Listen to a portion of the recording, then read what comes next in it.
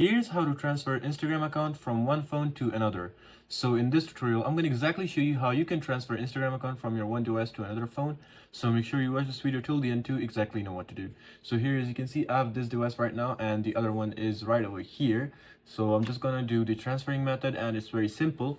So here, as you can see, this profile right over here. So you need to confirm a few things before transferring your account. You need to make sure that you know your username and your password. So make sure that you have saved your password somewhere to, just in case you can log in and transfer to another device. So yeah, what you need to do is just go to the your menu by just pressing on these three horizontal lines on the top corner, and then it will do the loading, but you just need to swipe down until the bottom and you'll see the option of logout. So just go ahead and press on logout, and it will say if you want to log out. So just go ahead and log out from here, and here, as you can see, it's logging out.